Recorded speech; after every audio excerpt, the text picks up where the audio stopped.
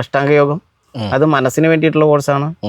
അഷ്ടബുദ്ധി എന്ന് പറഞ്ഞാൽ ആത്മാവിന് വേണ്ടിയിട്ട്, ബുദ്ധിക്ക് വേണ്ടിയിട്ടുള്ളതാണ്. അഷ്ടസിദ്ധി എന്ന് പറഞ്ഞാൽ ശരീരത്തിന് വേണ്ടിയിട്ടാണ്. ആത്മാവ്, മനസ്സ്, ശരീരം എന്ന് പറയുന്ന ഈ 3 ത്രിഗണത്തിന് വേണ്ടിയിട്ട്, ഈ ത്രിശക്തി, ജ്ഞാനശക്തി, ഇച്ഛാശക്തി, ക്രിയാശക്തിക്ക് വേണ്ടിയിട്ട് ഈ 3 കോഴ്സും കംപ്ലീറ്റ് ചെയ്ത് കഴിഞ്ഞാൽ അവൻ ലോകം ഭരിക്കും എന്ന് പറയും. തോപ്പിക്കാൻ പറ്റില്ല. ആ വ്യക്തി ആരായാലും അവരായിരിക്കും ഹീറോ. ഇത് എൻ്റെ കണ്ടെത്തലല്ല കേട്ടോ, അതും കൂടി പറയാം. വേൾഡ് സിലബസാണ്.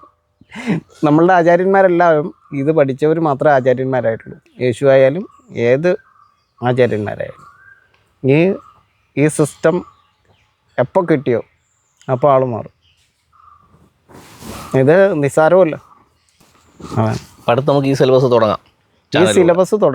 ഈ സിലബസ് തുടങ്ങിയാൽ മാത്രമാണ് നമുക്ക് ഈ സിലബസ് നമ്മൾ കുട്ടികളെ പഠിപ്പിച്ച് 10 പേരെ പഠിപ്പിച്ചാൽ ഈ നാട് നന്നാവും. 10 പേര് ഈ സിലബസ് പഠിച്ചാൽ മതി. 5 വർഷം കൊണ്ട് പഠിക്കാം. 5 വർഷം കൊണ്ട് പഠിക്കാമെന്ന് പറഞ്ഞാൽ 5 വർഷം കൊണ്ട് ഇതിൻ്റെ ധാരണയിലേക്ക് വരും. അപ്പോൾ ഞാനിപ്പോൾ 15 വർഷം ആയിന്ന് വെച്ചോ, അല്ലെങ്കിൽ 10 വർഷം ആയിന്ന് വെച്ചോ.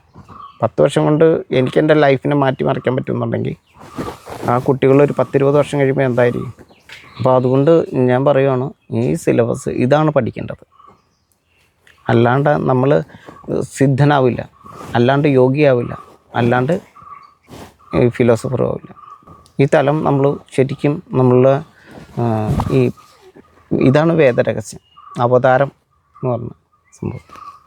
ഗുരുവിനെ ശുശ്രൂഷിക്കുന്നത് അത് ഞാൻ പറയാറുള്ള എന്താണെന്ന് വെച്ചാൽ, നമ്മളൊരു പേന എടുത്തു എഴുതാനായിട്ടൊരു പേന എടുത്തു. ആ പേന എടുത്ത് നമ്മൾ എഴുതി, പക്ഷെ അത് ശുശ്രൂഷിച്ച പോലെ വെക്കുക എന്നുള്ളതാണ്. ഒരു ബുക്ക് എടുത്ത് വായിക്കാൻ, ആ ബുക്ക് എടുത്ത് വായിച്ചു, അതിനകത്തുള്ള മുഴുവൻ അടിച്ചു മാറ്റി അകത്തെടുത്ത്, പക്ഷേ ശുശ്രൂഷിച്ച പോലെ വെക്കുക.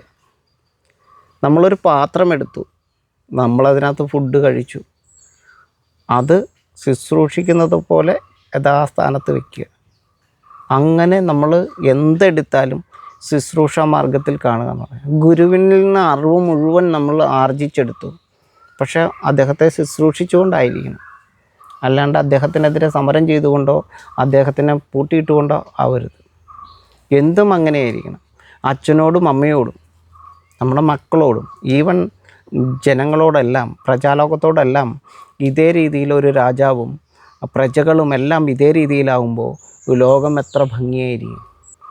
ഈ അവതാരങ്ങളാകുമ്പോൾ നമ്മൾ പ്ലാന്റിലേക്ക് വരണം, എന്നാൽ മാത്രമേ നമുക്ക് പ്ലാൻ ഉണ്ടാവുള്ളൂ.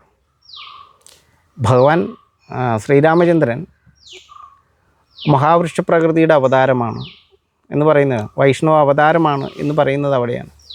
എങ്ങനെയാണോ ഒരു വൃക്ഷം നമുക്ക് മുഴുവൻ സത്വഗുണത്തെയും സമ്മാനിക്കുന്നത് എന്ന് പറഞ്ഞതുപോലെ ശുശ്രൂഷാഭാവത്തിൽ നമ്മളെ പ്രപഞ്ചത്തെ നമ്മൾ കാണുക, എല്ലാവരെയും കാണുക.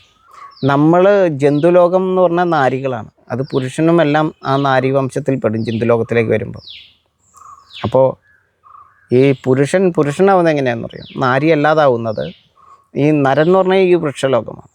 ഈ നരനൊപ്പം ജ്ഞാനത്താൽ ചേരുമ്പോഴാണ്, ജലത്തെ അയനം ചെയ്യിപ്പിക്കുമ്പോഴാണ്, നാരീലോകത്തെ സംരക്ഷിക്കുമ്പോഴാണ്, സ്ത്രീജനലോകത്തെ സംരക്ഷിക്കുന്നവനാണ് നരൻ.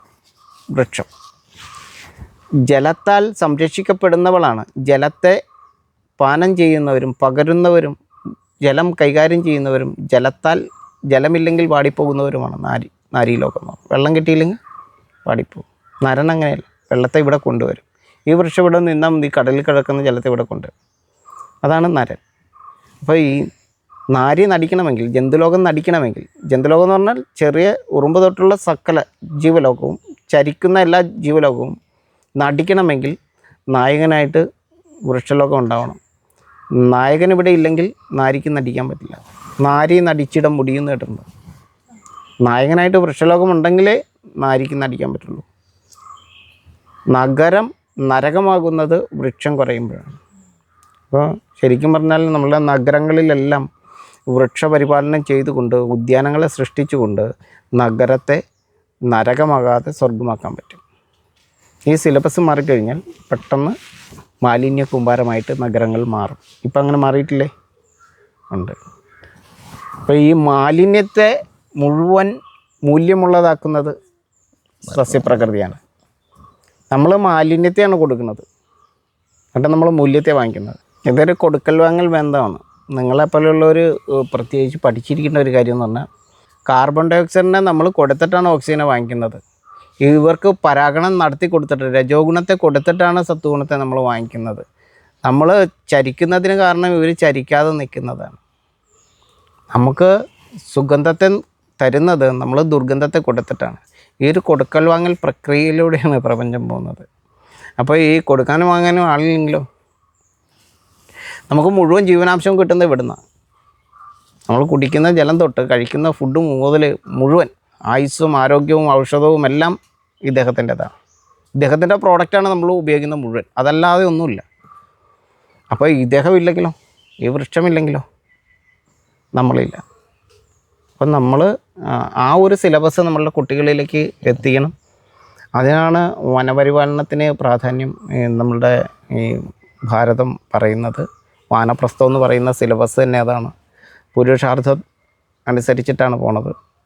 അപ്പോൾ പുരുഷാർത്ഥത്തിൽ ആണ് ജീവിതം മുന്നോട്ട് പോകുന്നത്. നമ്മളുടെ പാഠ്യപദ്ധതിയുടെ സിലബസ് എന്ന് പറഞ്ഞാൽ ഈ പ്ലാനിൻ്റെ പ്ലാനാണ് സർവ്വതും. ആ പ്ലാനിലായിരിക്കണം ബാക്കി സർവ്വതും.